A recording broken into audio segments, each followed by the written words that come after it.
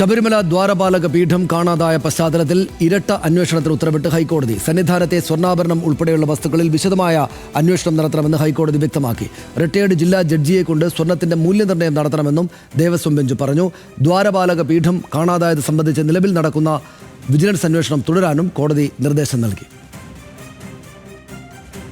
കാണാതായ ശബരിമല ദ്വാരപാലക പീഠം കണ്ടെത്തിയെന്ന് Sabarimala vigilance commissioner ഇന്ന് ഹൈക്കോടതിയിൽ നേരിട്ട് ഹാജരായി വിശദീകരണം നൽകി. ദ്വാരപാലക പീഠത്തിന്റെ ഭാഗം ഉണ്ണികൃഷ്ണൻ പോറ്റിയുടെ സഹോദരി മിനിയുടെ വീട്ടിൽ നിന്ന് കണ്ടെത്തിയെന്ന് കമ്മീഷണർ കോടതിയെ അറിയിച്ചു. തുടർന്നാണ് വിപുലമായ അന്വേഷണത്തിന് കോടതി നിർദ്ദേശം നൽകിയത്. സന്നിധാനത്തെ രജിസ്റ്ററുകൾ പൂർണ്ണമല്ലെന്നും പല കാര്യങ്ങളും കൃത്യമായി രേഖപ്പെടുത്തിയിട്ടില്ലെന്നും ജസ്റ്റിസ് രാജ വിജയരാഘവൻ അധ്യക്ഷനായ ദേവസ്വം ബെഞ്ച് ചൂണ്ടിക്കാട്ടി. സ്വർണം പൂശിയതിലടക്കം വലിയ സംശയങ്ങളും ആശയക്കുഴപ്പങ്ങളും നിലനിൽക്കുന്നുണ്ട്. അതിനാലാണ് നിലവിലുള്ള അന്വേഷണം തുടരാനും വിരമിച്ച ജില്ലാ ജഡ്ജിയെ കൊണ്ട് വിശദമായ മറ്റൊരു അന്വേഷണത്തിനും നിർദ്ദേശം നൽകുന്നതെന്നും കോടതി വ്യക്തമാക്കി. അന്വേഷണ വിവരങ്ങൾ രഹസ്യമായി സൂക്ഷിക്കണമെന്നും കോടതി നിർദ്ദേശിച്ചു. വിരമിച്ച ജില്ലാ ജഡ്ജിയുടെ നേതൃത്വത്തിൽ സ്ട്രോങ് റൂമിലെ എല്ലാ വിലപിടിപ്പുള്ള വസ്തുക്കളുടെയും കണക്കെടുക്കണം. തിരുവാഭരണം രജിസ്റ്റർ ഉൾപ്പെടെ പരിശോധിക്കണം. ദേവസ്വം വിജിലൻസ് നടത്തുന്ന അന്വേഷണത്തിന് ശേഷം റിപ്പോർട്ട് സമർപ്പിക്കണമെന്നുമാണ് ദേവസ്വം ബെഞ്ചിന്റെ നിർദ്ദേശം. Legal desk, news Malayalam.